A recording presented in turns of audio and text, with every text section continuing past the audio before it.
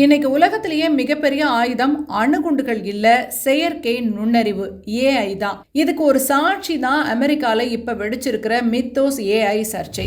அமெரிக்க அரசாங்கம் ஆந்த்ரோபிக் நிறுவனத்தை ஒரு பாதுகாப்பு அச்சுறுத்தல் அப்படின்னு சொல்லி அந்த நிறுவனத்தை கருப்பு பட்டியல்ல வச்சிருக்காங்க. ஆனா ஆச்சரியம் என்னன்னா, அதே அமெரிக்காவோட முதன்மை உளவு அமைப்பான NSA இந்த தடையை மதிக்காம அவங்க மித்தோஸ் அப்படின்ற ரகசிய ஏஐ பயன்படுத்திட்டு வர்றாங்க. சாஃப்ட்வேர்ல இருக்க ஓட்டைகள் ஒரு மனுஷன் கண்டுபிடிக்கிறத விட இந்த மித்தோஸ் பல மடங்கு வேகமா செஞ்சு முடிக்கும்னு சொல்றாங்க.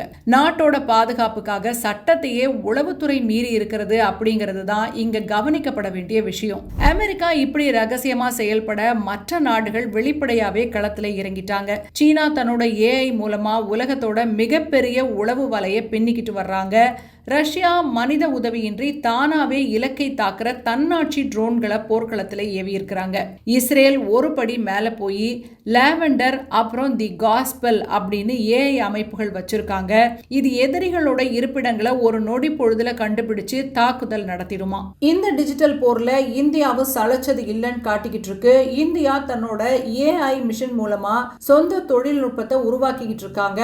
வெளிநாடுகளை சார்ந்து இல்லாம நம்முடைய ராணுவ ரகசியங்களை நமக்கே உரித்தான ஏஐ மூலமா பாதுகாக்க இந்தியா ஏஐ சாவர்னிட்டி அப்படின்ற இலக்கை நோக்கி முன்னேறிக்கிட்டு இருக்கு.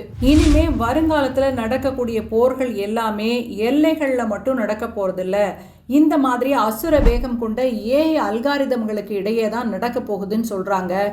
ஏற்கனவே ஒரு நாடு இன்னொரு நாடுன்னு எல்லையை வச்சு பிரிச்சு போர் அப்படின்ற பேர்ல மனிதர்களை கொன்று குவித்து கொண்டிருக்கிறோம். இனி ஏஐ வேற களத்துக்கு வந்துட்டா என்னென்ன ஆகுமோ தெரியல. உங்களுடைய கருத்து என்ன?